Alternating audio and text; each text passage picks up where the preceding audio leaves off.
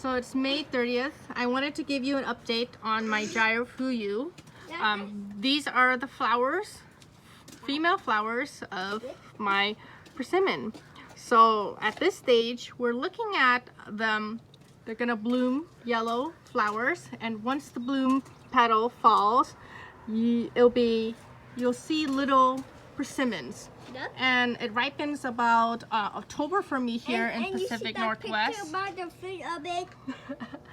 And so we have a couple branches. Just quickly show you. Mommy, It grows on new growth. if it's big enough, and then it will throw some fruit.